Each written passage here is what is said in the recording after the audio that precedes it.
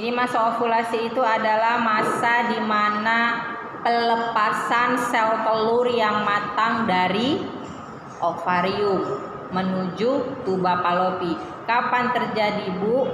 Itu terjadi kalau secara ilmunya ya, secara teorinya terjadi di hari ke-14 terhitung dari hari pertama perempuan menstruasi.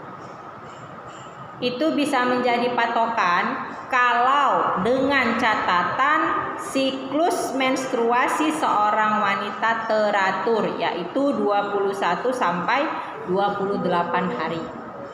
Jadi patokannya seperti itu.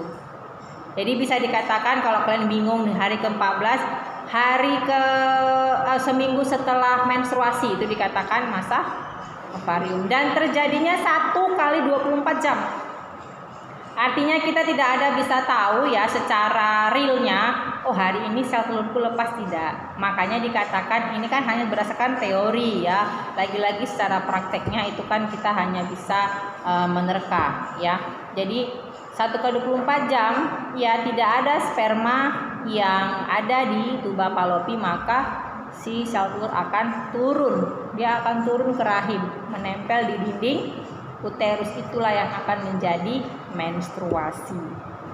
Dia akan menebal, makin hari menebal sel telurnya, kemudian dia meluruh atau pecah. Itulah menjadi darah menstruasi.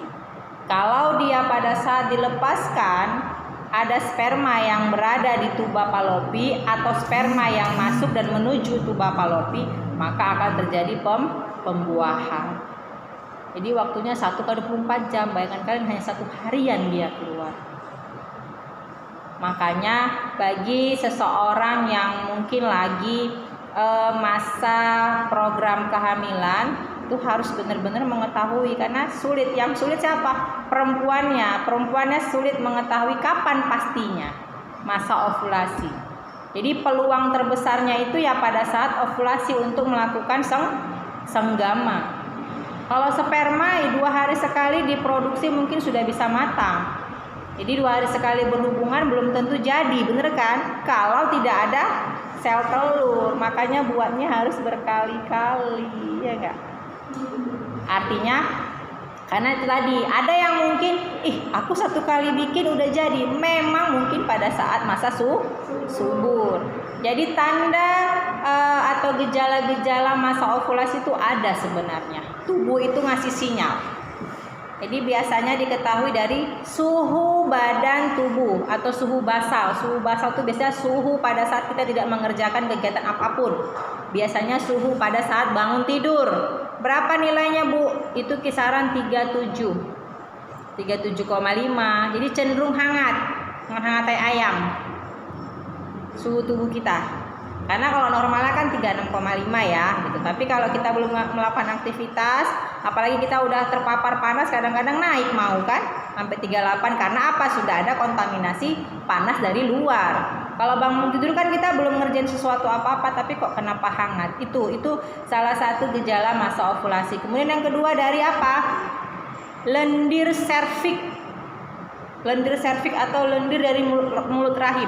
Jadi rahim itu memiliki cairan ya, makanya sering kita katakan keputihan ya, kemerahan ya. Jadi sebenarnya keputihan itu istilahnya adalah leukorea atau leukor ya. Jadi itu dikatakan keputihan itu berasal dari bukan darah putih. Kadang-kadang kan kalian bilang kan, Bu, darah putih. Enggak, itu cairan yang berasal dari lendir uterus atau lendir serviks. Nah, pertanyaannya cairannya itu apakah normal atau tidak normal? Itu dia yang menjadi pertanyaan. Nah, ketika seseorang mau masa ovulasi itu tandanya biasanya dikenali dari lendir serviks. Jadi lendirnya yang keluar ya dari vagina itu warnanya bening, persis kayak putih telur. Enggak kayak susu, putih telur kan bening keruh, dan kekentalannya juga kayak hampir kayak putih telur. Jadi dia kalau dipegang ya pakai jari telunjuk dan jari jempol Misalnya kita letakkan di sini, ya, apanya tadi, lendirnya. Pada saat kita tarik begini, kita renggangkan tangan kita, itu cairannya tidak putus, dia akan ikut panjang. Semakin kita tarik semakin panjang. Itu artinya kita sedang masa ovulasi. Tapi pada saat kita tarik, putus, dia nggak ngikut. Jadi satu di sini ada satu di sini, itu namanya belum masa ovulasi. Atau mungkin lendir serviks kita warnanya putih kayak lotion, itu belum masa ovulasi. Jadi warnanya, ya, dari segi warnanya itu bening kayak putih telur.